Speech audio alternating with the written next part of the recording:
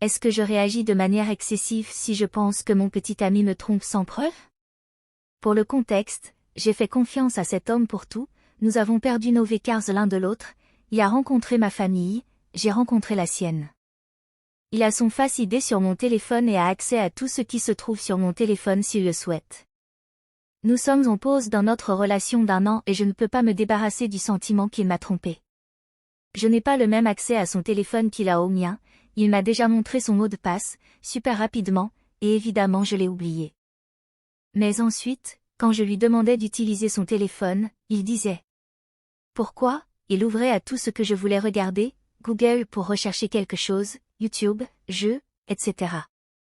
La graine qui a planté ce soupçon est la dernière fois que je l'ai vu, j'ai voulu expliquer quelque chose sur son téléphone.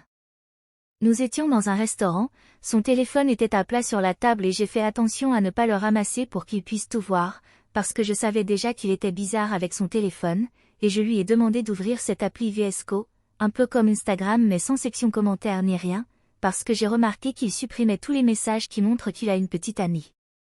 Attention, avant cela, il s'est disputé avec moi parce que je ne le publiais pas, je suis une personne assez privée, je me publie à peine sur les réseaux sociaux donc je ne voulais pas le faire par souci de confidentialité, et nous avons juste décidé d'avoir quelque chose sur nos réseaux sociaux qui confirme que nous sommes tous les deux en couple.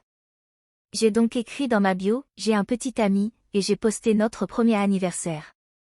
Revenons à l'histoire, alors je lui ai demandé d'ouvrir l'appli et il a dit, comme il le fait toujours, pourquoi, et je lui ai expliqué que je voulais juste qu'il m'explique quelque chose.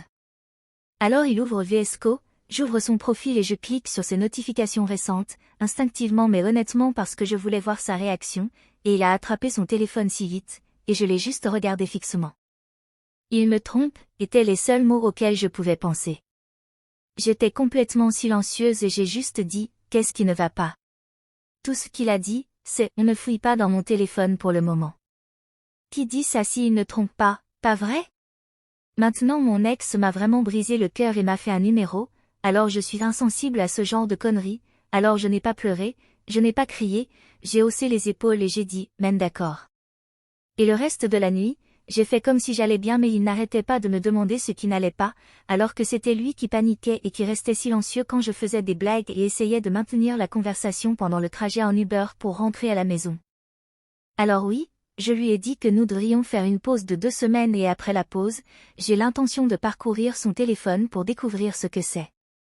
J'ai l'intention de rompre avec lui avec ou sans preuve, mais je voulais vous demander si ce serait fou de faire ça.